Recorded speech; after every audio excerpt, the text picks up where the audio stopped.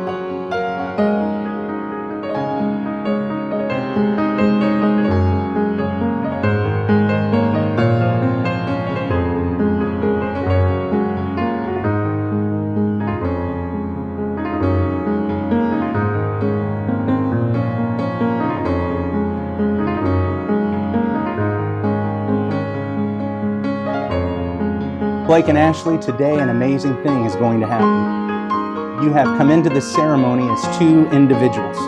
Your lives have been your own. Your decisions could be made based upon your own desires. Your actions and your bodies were yours to do with as you chose in submission to God. But when you walk away from this place, all that will be changed.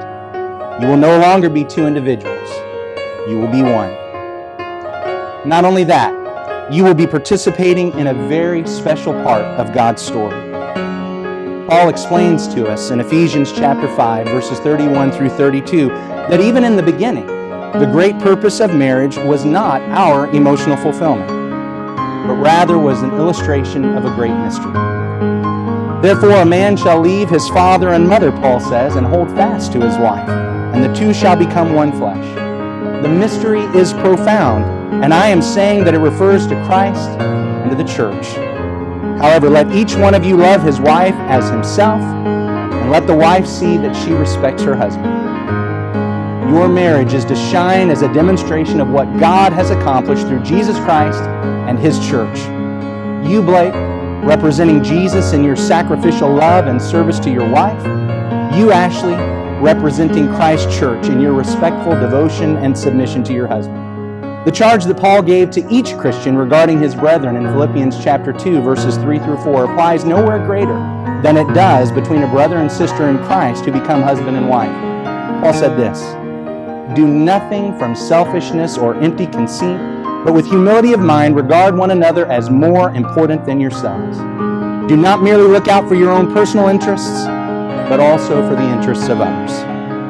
Blake, you must recognize Ashley as more important than you in this marriage. And you, Ashley, must recognize Blake as more important than you in this marriage. No longer are you to look out primarily for your own interests, but rather for each other's interests, pleasing each other. And you will find happiness in your marriage only to the extent that you follow this passage.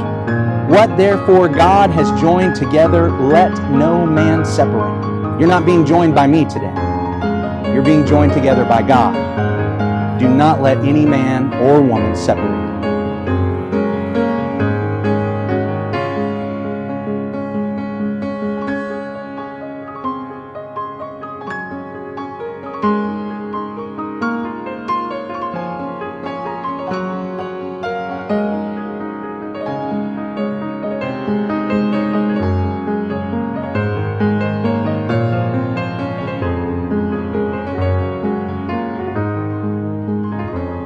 Blake and Ashley, you are entering the adventure of a lifetime, but probably not for the reasons that you think.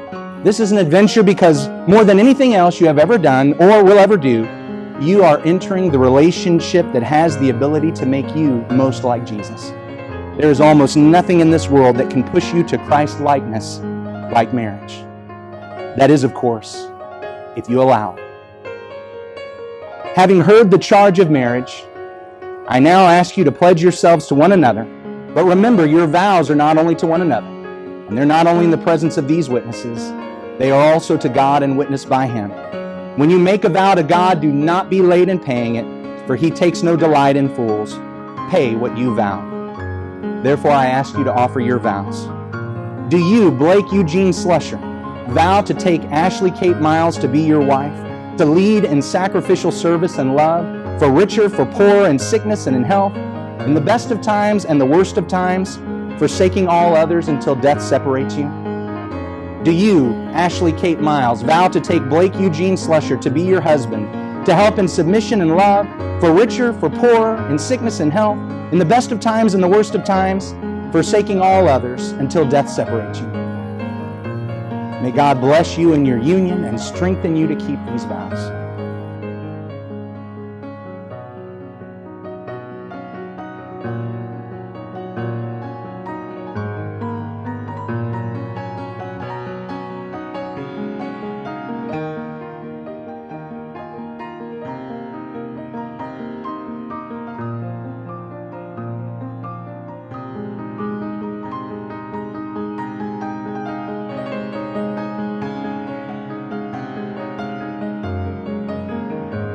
I've known Ashley for about 6 years now.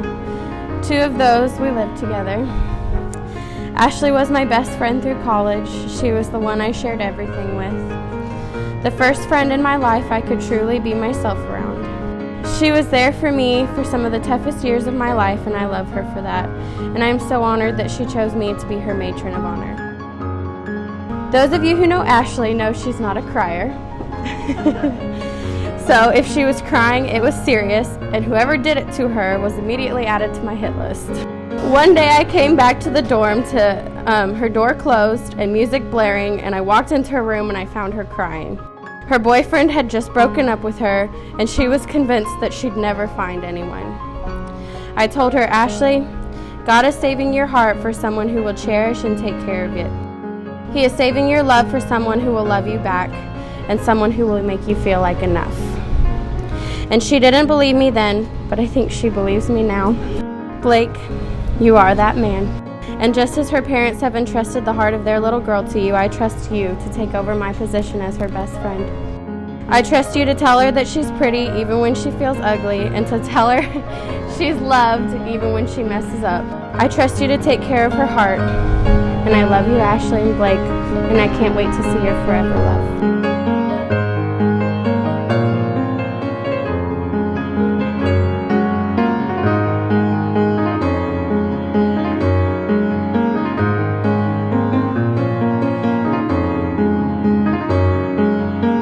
I could spend a lot of time talking about Blake. Blake, thank you for allowing me to be a big part of your day.